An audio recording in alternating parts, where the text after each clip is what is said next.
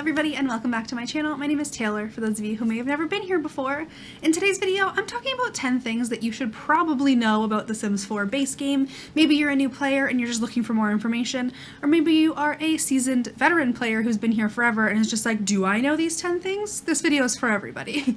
If you enjoy this video at any point throughout, be sure to give it a thumbs up, subscribe to the channel if you haven't already, and you can find a link to my second channel and my Twitch streams in the description down below. We have a lot of fun over there. And let's just jump in to 10 things you should know about The Sims 4's base game. So the first thing on this list is actually the ability to randomize a sim from the gallery. If you're ever having a moment where you're feeling a little bit uninspired when it comes to building a sim and their life and figuring out who they are as a person, you may just want to like jump in and grab somebody off the gallery, but finding someone on the gallery is very, very difficult sometimes because there's a lot to go through. But there is a button at the bottom of your screen there that's right by the little dice at the bottom, which will randomize the sim, but it says randomize from gallery. So what's gonna happen here is it's gonna go through any of I think it's the Maxis curated ones that are on the gallery, which are all very interesting characters, and you can click those buttons and they will get traits. They'll have everything done. All of their outfits, all of their traits, their name, all of the information you need to know about them. And you can use this sim to craft the rest of their family or just send them out into the world all on their own, allowing you to start off playing a little bit quicker.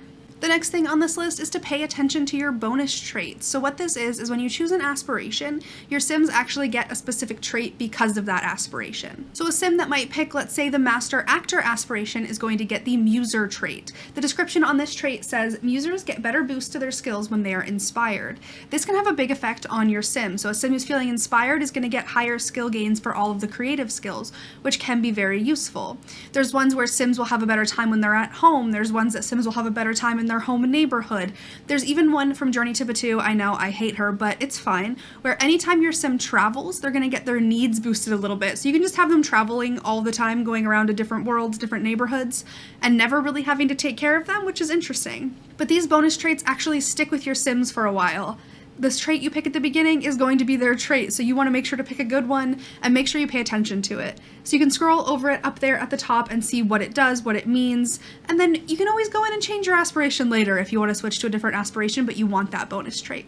The next thing you should be aware of are the 3 emotional deaths in the game. If your sims get to a point where they are enraged, mortified, or hysterical, there is a pretty high probability that they are going to die. Now, it is a little bit less now that we have so many different emotions coming in from so many different packs. If you do have all of the packs, if you just have the base game, it is a little bit higher for you, but these deaths are kind of spooky and can happen at random times. I've had sims out swimming by themselves and then all of a sudden they get out of the pool and they start laughing and they're dying from hysteria. If you have a sim who gets caught cheating, the sim who catches them cheating might get so angry they have a cardiac explosion and they will die. Or sims that just feel so mortified, especially from just, maybe failed flirting or peeing their pants. All of these embarrassed moodlets adding together to become mortified can make your sims pass away. So just be aware of these things. And this actually ties into the next one, which is different tasks to eliminate negative emotions. So for example, if your sim is feeling angry currently and you go over to the toilet and you take an angry poop, it's a weird one, it'll actually decrease the amount of time that angry moodlet's going to last. A sim who's feeling sad can go cry in bed or give themselves a pep talk on the mirror. There's a whole bunch of these things that are going to cut the negative effects of these just by a little bit at a time. It's usually about an hour per interaction, but if you have one like a sim dying and your sim's feeling sad, these can last up to 2 days, which is so annoying. So you can use these to actually just get your sims to be happier more quickly. They work for things like angry, embarrassed, sad, all of those ones that you just want to make sure that they're chilling out.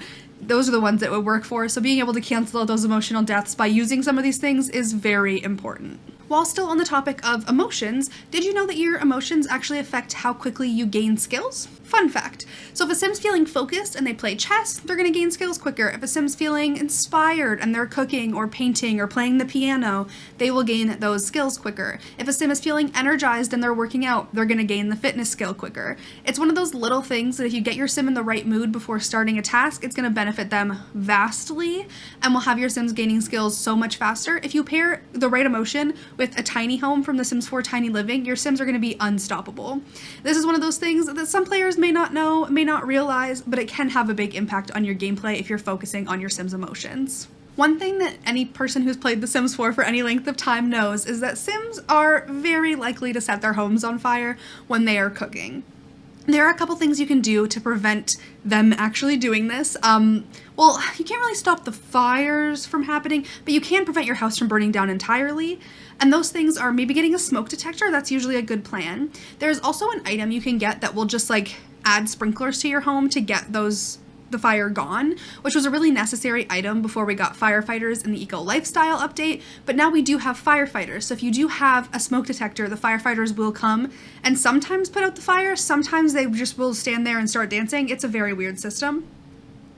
But those are two things that you can definitely get in your home to be able to just make it a little bit less likely that your whole house is going to burn down. So the item you want to get to make sure that all of the fires are put out is called the Fire Prevention System Utility Panel, and it says safety first. Use this control box to manage your building sprinkler system in case of fire or other industrial accident. Note, sprinklers require a ceiling to deploy, so you can't really put it on a wall and have no walls if you're like in a rags to riches where your Sims don't have walls or a roof or a ceiling. They need a ceiling to deploy. But you want to add that alert along with the alerts smoke alarm, and you'll be fine from all of the fires in your game, because sometimes they can really devastate new players and burn down your entire house, and that's never a fun thing. Another thing that Simmers need to know is that a better bed isn't just prettier or more expensive. They actually get your Sims to be in better moods and to sleep less.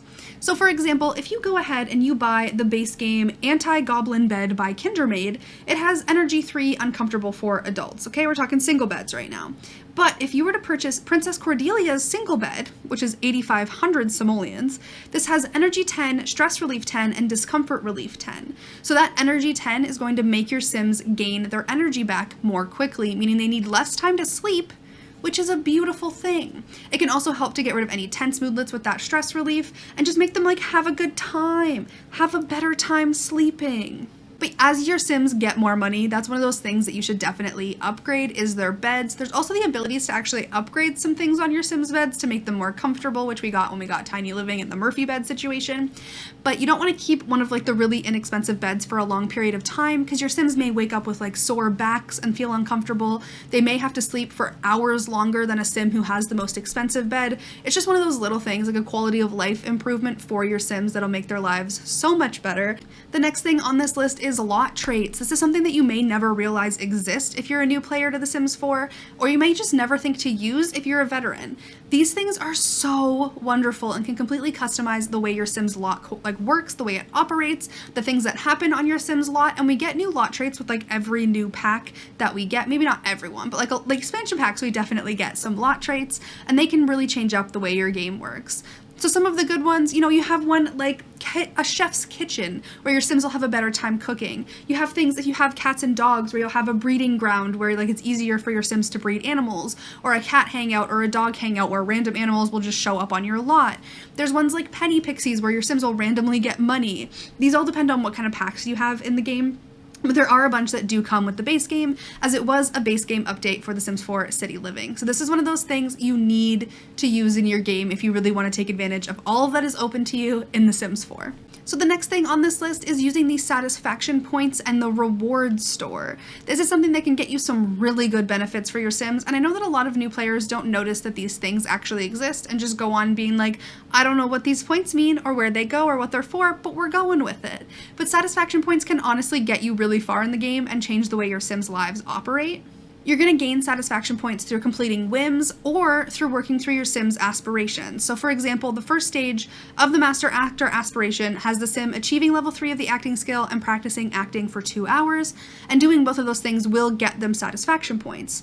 In that page of your aspiration, you'll see in the top right-hand corner of that little section, there's a little gift box, and it says reward store when you hover over it, and in this you will see all of the things you can get. Now it does depend on what packs you have, what things are going to be available to you, but if you save up your satisfaction points, you can make it so your Sim never has to eat, never has to shower, never has to sleep, and you can just have them like working all the time if you want to, and I think that's kind of fun. There's also things if you have different packs, like there's a money tree, super green thumb, professional slacker. You can get your paranormal investigator license from here if you don't want to deal with Guidry. You can make your Sims more fertile so they're more likely to have babies or more likely to have twins or triplets. You can make it so that they're beguiling. Like there's so many options in this where you can just have your Sims have a little leg up on life and have ways that they are a little bit different than a Sim that just comes out of Create a Sim.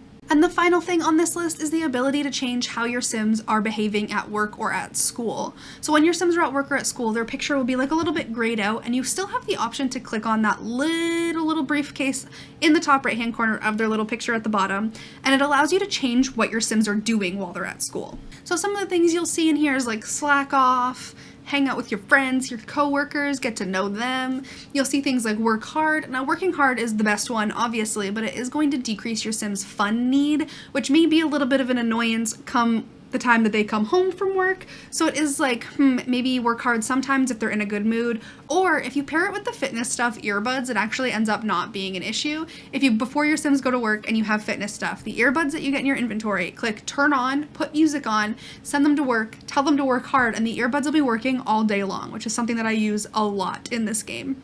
But you can have them do all sorts of stuff. This is also a button that you can click to make them leave early and have them come home if you want to, but this is something that you might just not notice. You might be like, oh, my Sims are off at work or school, I have no control over them anymore, but you do. And it's something that can change how they're doing at work or school, change their work performance, maybe get them demoted if they're slacking off too much, or get them promoted if they're doing well.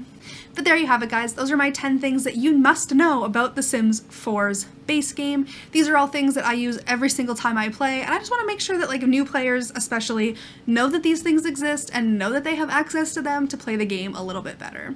If you enjoyed this video, be sure to give it a thumbs up. Make sure that you're subscribed to the channel as well. I post videos usually Monday, Wednesdays, and Fridays now, and we talk things all about The Sims 4, and it's a lot of fun over here, I think, so you should join us. You can also find links to my Twitch and my Twitter, my Instagram, my second channel, and my Discord in the description down below. Yeah, anyway, there's a lot of places to find me on the internet. I really hope that you're having an amazing day, and I will see you next time. Bye, everybody.